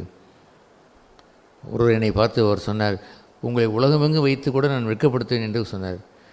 ஹல்லேலூயா என்று நான் ஆர்ப்பரித்தேன். ஏனென்றால் என்னுடைய கௌரவத்தை நான் சிதைத்து கொஞ்சம் கொஞ்சமாக சிதைப்பதை விட ஒரு ஹோல்சேலாக கொண்டு வந்து முற்றிலுமாக சிதைக்க போயிடுன்னு சொன்னால் நல்லது தானே, சிதைத்து விட்டு போகட்டுமே என்று தான் விரும்புகிறோமே அல்லாமல் அதை போய் நாம் டிஃபெண்ட் பண்ணி நாம் என்ன சொல்வது?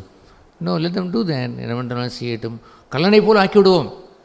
இதை செய்யுமையா, என்ன பெரிய விசுவாசம், கல்லனை போல் உங்களை கொண்டு வந்து வைத்து விடுவோம் டூ தேட், செய்ய வேண்டாலும் செய்யட்டுமே. என் எஜமானுக்கு கூட என்னன்னு பேர் வந்தது, கல்லர்களில் ஒருவராக எண்ணப்பட்டார். அதுவும் பாக்கியம்தான். என் குருவை போல் மாற்றியதில்லை ஐயா. நாட்கள் செல்ல செல்ல என் குருவை போல் மாற்றிட்டு உச்சகட்டத்திற்கு கிளைமாஸுக்கு நான் போகிறேன். அல்லேலூயா என்று ஆர்ப்பரிக்கத்தான் நான் செய்கிறேன். அல்லாமல் இது அனைத்தும் துறவியாகி போனால் கிடைத்திருக்குமா? என்னுடைய சுயம் இறங்கி இருக்குமா? அந்த ஒட்டகத்தின் முதலில் இருக்கக்கூடிய அந்த சுயம் என்ற அந்த பாரத்தை கீழே இறக்கி வைத்திருக்க முடியுமா? இப்படியெல்லாம் இறக்கி வைத்து விட்டு நான் ஒட்டகமான மனுஷன்தான். நான் ஒட்டகம் ஊசி மனையிலே உள்ளே போய்விட்டதே. பரலோகத்திற்கு போவதற்கு சுயம் இறக்கப்பட்டு விட்டதே. சுயம் டன் டன்னாய் இறக்குவதற்கு உலகம்தான் சரி, இந்த மனைவி தான் உங்களுக்கு சரி, இந்த கணவன் தான் உங்களுக்கு சரி, இந்த பிள்ளைகள் தான் உங்களுக்கு சரி, இந்த சபை தான் உங்களுக்கு சரி, இந்த ஊர் தான் உங்களுக்கு சரி, இந்த வேலை தான் உங்களுக்கு சரி என்று வைத்திருந்தால் போங்கள், தேவனை அனுப்பினார் என்று போங்கள். அப்படி தான் இயேசு சொன்னார், பிதா என்னை அனுப்பினதை போல நானும் உங்கள் உலகத்துக்கு அனுப்புகிறேன். ஒரே பேரான குமாரனை யாராவது அனுப்புவார்ல? உங்களுடைய ஒரே பேரான குமாரன் டெல்லிக்கு போய் படிக்க போயிடான் என்று அட்டடே என் மகனை அங்கே அனுப்ப வேண்டுமே, ஒரு நல்ல ஒரு அனெக்ஸ் வைக்க வேண்டுமே, நல்ல வீடு வேண்டுமே, சாப்பாடு அரேஞ்ச் பண்ண வேண்டுமே என்ன மாட்டிடலாம். ஆனால் தன்னுடைய குமாரனை எங்கே அனுப்பினார் அவர்? ஒரே பேரான சர்வவல்ல தெய்வம் மாட்டுக்குட்டையில் போய் அனுப்பிவிட்டார்.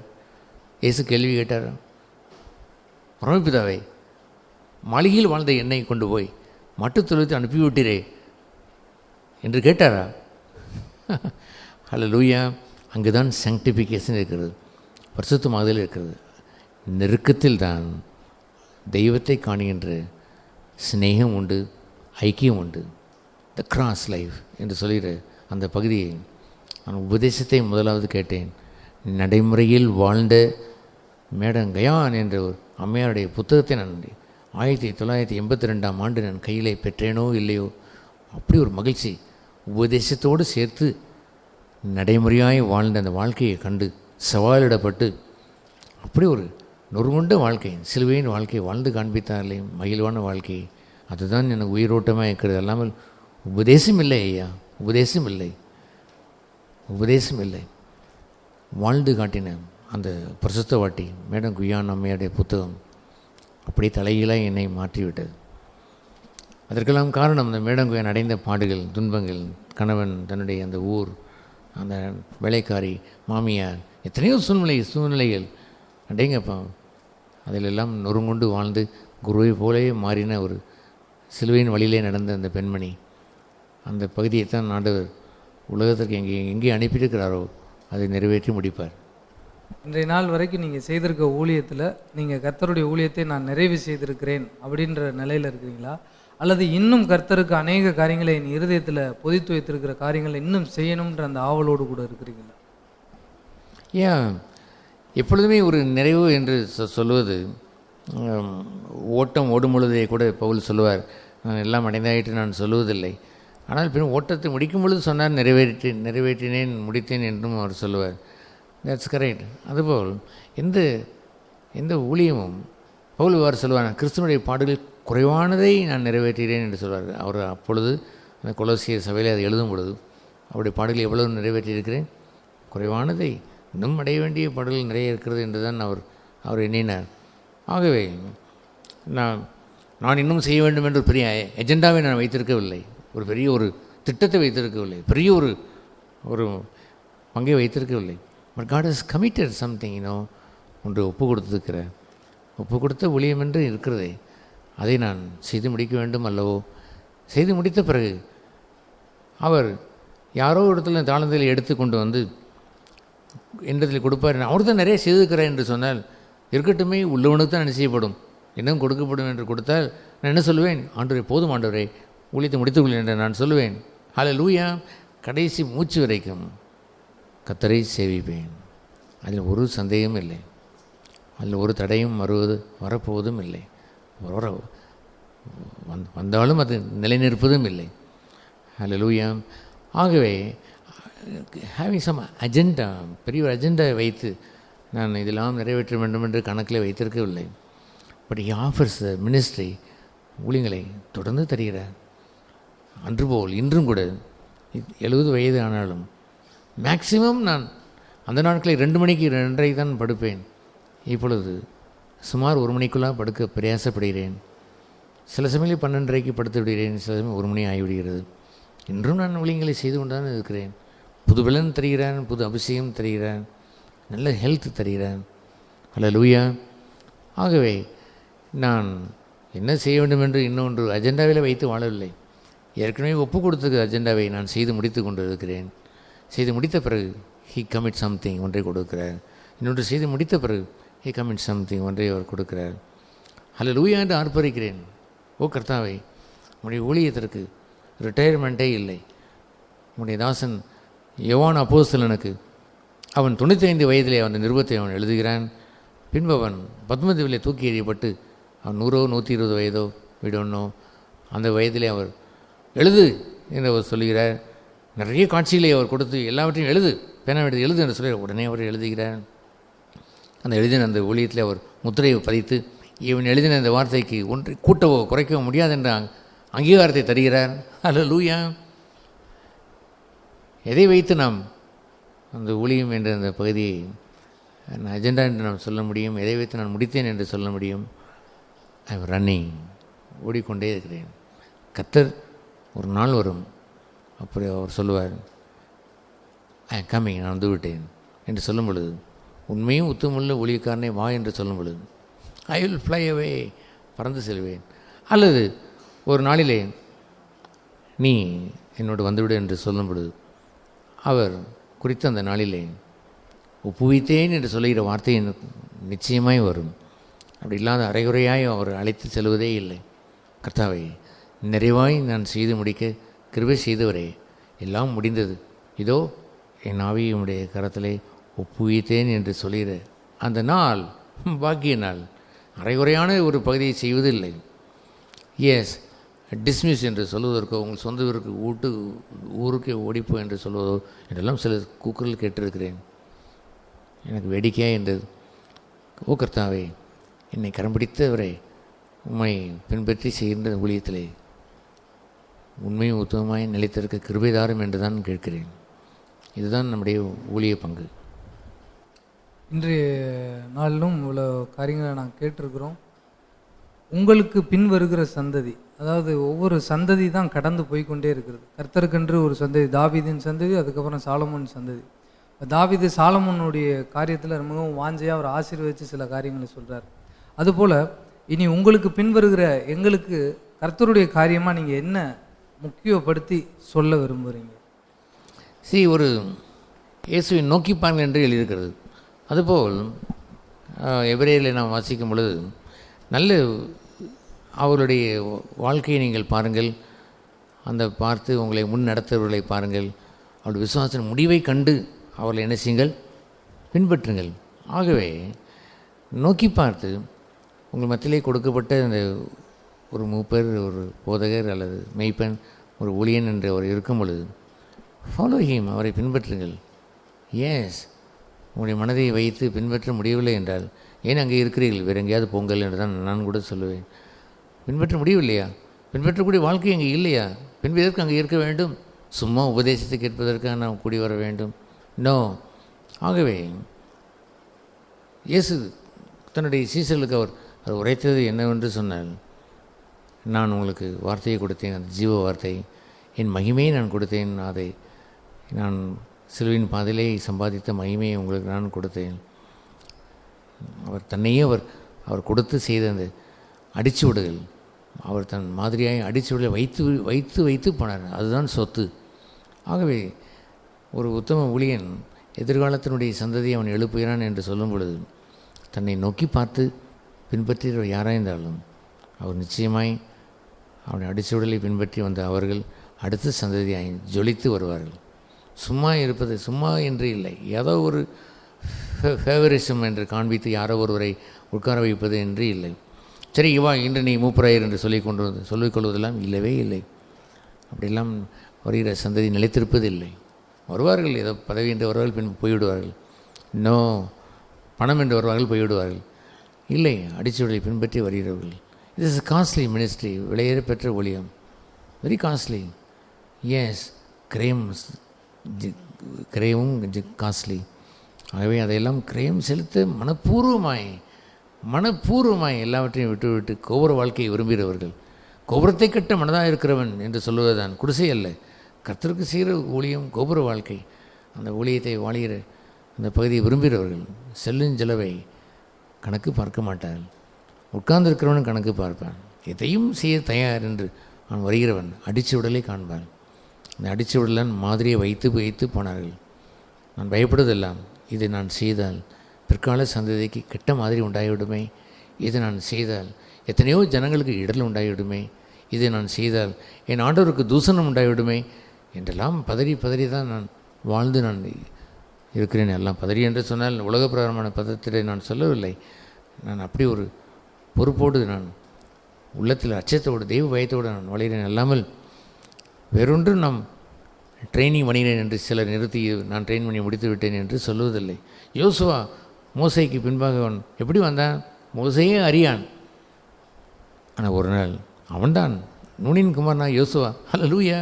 அவனுக்கு தெரியும் யோசுவா எப்படியெல்லாம் தன் ஊழியத்திற்கு உதவி செய்தான், எப்படியெல்லாம் பங்கெடுத்தான் என்று அவனுக்கு தெரியும். உடனே அவன் மிகுந்த மகிழ்ச்சியோடு யோசுவாவுக்கு தன்னுடைய சால்வையை அவனுக்கு கொடுத்து விடைபெற்று அவன் செல்லும் பொழுது கோலாகலமான ஒரு ஒரு விடை கூறி அவன் ஒரு ஒரு பிரவேசம் உண்டாகிறது. அவன் யோசுவான் நியமனம் செய்யப்படுகிறானே, அதெல்லாம் தானாக நடக்கிற நிகழ்ச்சி அல்லாமல் ஒரு மனுஷனை அப்பாயின் பண்ணுவதில்லை. மோசையை அவன் பின்பற்றினான். மோசைக்கு அவன் புத்தி சொல்கிறான். சொல்லிவிட்டு விடைபெற்று அவன் செல்கிறான். இந்த ஜனத்தை நடத்து என்று சொல்லிவிட்டு அவன் கர்த்தரோடு அவன் மறைந்து விடுகிறான். ஆகவே நெக்ஸ்ட் ஜெனரேஷன், அடுத்த சந்ததி என்று சொல்லுவது, உங்களுக்கு முன்பாக வாழுகின்றவர்களை உற்று நோக்கி பாருங்கள், அவருடைய மாதிரியை பின்பற்றுங்கள், அவருடைய முடிவை கண்டு நடவுங்கள். அவருடைய பேச்சிலே, அவருடைய பார்வையிலே, அவருடைய சிந்தையிலே அழுக்கு இருக்கிறது என்றால் தவறி இருக்கலாம். எல்லா மனுஷருக்கும் தவறலாம். தவறுது என்று சொல்வது தவறி போய் சில சமயத்தில் பாத்திரம் விழுவதை போல் விழலாம். ஆனால் பாலை கொட்டுவது என்று சொல்வது தவறு இல்லை. அது வீம்புக்கு அவன் கொட்டி அவன் பால் அடிக்கிறான், மண்ணிலே போட்டு மிதிக்கிறான். ஆகவே தவறு நடந்ததுக்கலாம். நீதிமான் 7 முறை விழுவான் என்று சொல்வது பாலை கொட்டினதல்ல, அவனே கொட்டுவதல்ல, தவறி விழுந்ததுக்கு கூடும். அப்படி அவன் இருந்திருக்கலாம். அவனும் மனுஷன்தான், சில தவறுகளை செய்திருக்கலாம். ஆனால் பாவம் செய்ய மாட்டான். ஒரு நாளும் விரும்பி அவன் பாவம் செய்ய மாட்டான், துரோகம் செய்ய மாட்டான். மற்றவர்கள் வேணாலும் பழித்து அவனை கூறலாம், என்ன வேண்டாலும் சொல்லி கொண்டு போகலாம், கள்ளன் என்றும் சொல்லலாம், எதையாவது வைத்து பேசிக்கொண்டே இருப்பார்கள். இந்த உலகத்தில் இருக்கத்தான் செய்வார்கள். யோசுவா என்ற அந்த சகரியா 3 வாசிக்கிற அந்த யோவான், அந்த பிரதான ஆசாரியன் இவருக்கு பிசாசு குற்றஞ்சாட்டி கொண்டு வந்தவள், அவன் கர்த்தருடைய சமூகத்தையே நோக்கி பார்த்து கொண்டிருந்தான். அப்படித்தான் அவன் நிற்பானே அல்லாமல் தோண்டு போக மாட்டான். ஆகவே பிற்கால சந்ததி என்று சொல்கிறவர்கள் தனக்கு முன்னிருக்கிறவர்களை மாதிரியை கவனித்து பார்ப்பார்கள், அதன்படி நடப்பார்கள். அடடே, இது இவ்வளோ காஸ்ட்லியான மினிஸ்ட்ரி, ஈஸி அல்ல.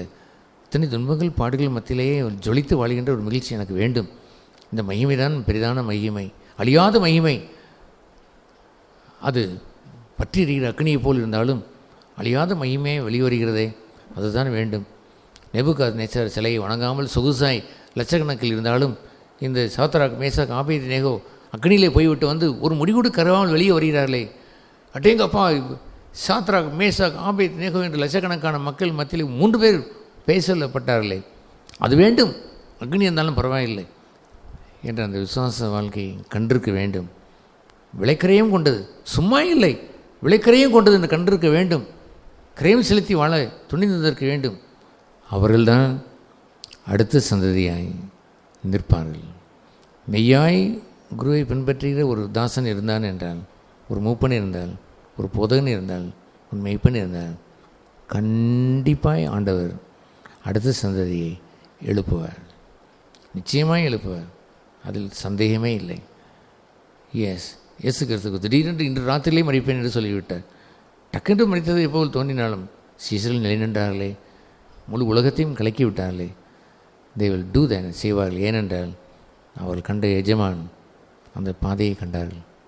அதுதான் அடுத்த சந்ததிக்குரிய சொத்து. இதைத்தான் எந்த ஊழியனும் செய்ய வேண்டும். ரொம்ப நன்றி பிரதர். இதுவரைக்கும் நீங்கள் எங்களுடைய கேள்விகளை நாங்கள் கேட்க நீங்கள் அது பதில் சொன்னது மிகுந்த ஆசீர்வாதமாக இருந்தது. யோவான் 13:20 இயேசுவே சொல்லுகிறார், நான் அனுப்புகிறவனை ஏற்றுக்கொள்கிறவன் என்னை ஏற்றுக்கொள்கிறான், என்னை ஏற்றுக்கொள்கிறவன் என்னை அனுப்பினவரை ஏற்றுக்கொள்கிறான். அப்போது தேவன் உங்களை அனுப்பியிருக்கிறார்ன்றது உங்களுடைய அழைப்பு, உங்களுடைய ரட்சிப்பு, அபிஷேகம், இதுவரைக்கும் செய்திருக்கிற கர்த்தர் உங்களோடு கூட இருந்த பகுதிகள். ஏன்னா மறைந்திருந்த கர்த்தரை இப்படிப்பட்ட சந்தர்ப்பங்கள் தான் நாங்கள் வெளியே பார்க்க முடியும். ஏன்னா கிறிஸ்துவுக்குள் என் ஜீவன் மறைந்திருக்கிறதுன்னு சொன்னது போல் உங்களுடைய ஜீவன் கிறிஸ்துவுக்குள்ளே மறைந்திருக்கும். இது எங்களுக்கு பிரயோஜனப்படும்படிக்கா தான் நாங்கள் ஆர்வத்தோடு இந்த கேள்விகளை எழுதி அது எங்களுக்கு பிரயோஜனப்படணும் அப்படின்றதுக்காக தான் இந்த கேள்விகளையும் இந்த நேர்காணலையும் நாங்கள் ஆயத்தம் செய்திருந்தோம். இதை கேட்ட இதை பார்த்த எல்லாருக்கும் நன்றி. 1 யோவான் 1:2 அந்த ஜீவன் வெளிப்பட்டது, பிதாவினிடத்தில் இருந்ததும் எங்களுக்கு வெளிப்பட்டதுமான நித்தியமாய் இருக்கிற அந்த ஜீவனை நாங்கள் கண்டு அதை குறித்து சாட்சி கொடுத்து அதை உங்களுக்கு அறிவிக்கிறோம். இந்த வசனத்தின் அடிப்படையில் இதை கேட்கிற பார்க்கிற யாவரையும் நாங்கள் இயேசுவின் நாமத்தினால் ஆசீர்வதிக்கிறோம். ஏன்னா இயேசு கிறிஸ்துவோடைய வாழ்க்கையை மத்தேயு, மார்க்கு, லூக்கா தனித்தனியாக பார்த்துருந்தாலும் இதை ஒருமித்து காண்பிக்கிற போது அவருடைய கோணங்களை எல்லாம் சுற்றி இந்த வேதம் நம்மளுக்கு இயேசுவை பிரதிபலித்து காண்பிக்கிறது. அதே போல் நாம் பார்த்து வருகிற ஊழியக்காரங்களை தனித்தனி விதத்தில் நாங்கள் அறிந்திருப்போம், நாம் கேள்விப்பட்டிருப்போம், அவருடைய சாட்சிகளை கேட்டிருப்போம். ஆனால் ஒருமிக்க ஒரு இடத்துல கொண்டு வருதுன்றது இது போல நேர்காணலில் தான் நம்ம கேட்டு தெரிந்து கொள்ள முடியும். இதை பார்க்கிறவர்களுக்கு ஒரு நோக்கம்தான், குருவின் அடிச்சுவடை பின்பற்றி வருகிற தாசர்களுடைய வாழ்க்கையை பார்க்கும்போது நம்மளுக்கு குறைவுகள் தெரியும், நம்மளுடைய வாழ்க்கையில் இன்னும் ஓடணும்னு தெரியும், நம்மளுடைய வாழ்க்கையில் எப்படி இன்னும் இயேசுவின் சாயலை நம்ம கொண்டு வரணும்னு தெரியும். அதுக்கு இப்படிப்பட்ட பரிசுத்தவான்களுடைய வாழ்க்கையும் அவருடைய அனுபவங்களையும் கேட்டு பார்த்து தெரிந்து கொள்கிறது ஈஸியாக பெற்றுக்கொள்கிற ஒன்று. கர்த்தர் தாமே நாம் யாவரையும் தொடர்ந்து அவருடைய ஜீவிய பாதையில் நடத்துவாராக. ஆமேன். மிக்க நன்றி. நீங்களுடைய நேர்காணல் நல்ல ஒரு தாகத்தோடும் ஒரு வாரத்தோடும் அதை செய்திருக்கிறீர்கள். நான் நன்றி செலுத்துகிறது நிறைய பேர் இருக்கிறார்கள், அதை மௌனம் நன்றியாகத்தான் இருக்க வேண்டும். எல்லோரிடத்திலும் போய் சத்தமாய் நன்றி என்று சொல்ல முடியாவிட்டாலும் there is a silent thank you for every one. நிறைய பேருக்கு நான் நன்றியுள்ளனாக இருக்கிறேன். எனக்கு போதித்தவர்களுக்கு நான் நன்றியுள்ளனாக இருக்கிறேன். I am thankful for so many people. எத்தனையோ பேருக்கு நன்றி உடனே வாழ்கிறேன். பிரதான நன்றி என்று ஒன்று ஆண்டவர் தான் என்று இருந்தாலும் என் வாழ்க்கையிலே பிரதான நன்றி என்று என் மனைவிக்கு நான் நன்றி சொல்ல வேண்டும். அவர்கள் இந்த ஊழிய பாதையில் வரும்பொழுது அவர்கள் நிலையிலிருந்து சுடுமணலிலே தூக்கி எறியப்பட்டதை போல் உள்ள அனுபவத்தில் தான் வந்தார்கள். அகிலும் என்னோடு கூட கொஞ்சம் தவங்கி வந்தாலும் அவர்கள் நிலைத்து நின்று என்னோடு கூட இருந்தார்கள். நல்ல வேளை என்னை டைவர்ஸ் பண்ணவில்லை. அப்படி ஒரு சூழ்நிலை அவர்கள் என்னோடு சேர்ந்து வந்ததற்கு நான் அவர்களுக்கு நன்றி செலுத்துகிறேன். அவர்கள் மாத்திரம் இல்லை என்றால் அற்புதமான சலோமி என்ற மகள் இருந்திருக்க மாட்டாள், சூசன் என்ற மகள் இருந்திருக்க மாட்டாள், அருமையான அந்த சூசன் என்ற மகள் இருந்திருக்க மாட்டாள், அருமையான ஸ்டீஃபன் என்ற இயேசுவின் சீசனாய் வாழ்கின்ற மகன் இருந்திருக்க மாட்டான். இந்த 3 மக்களையும் வடித்து கொண்டு வருவதற்கு என் மனைவி தான் முக்கியமாக இருந்தார்கள். என்னையே வடித்ததற்கு கூட என்னை செதுக்கி ஒரு உருப்படியான நல்ல மனுஷனாய் நிலைநிறுத்தி கிறிஸ்துவுக்குள் கொண்டு வருவதற்கு என் மனைவி முக்கியமான பங்குடையவர்களாக இருந்தார்கள்.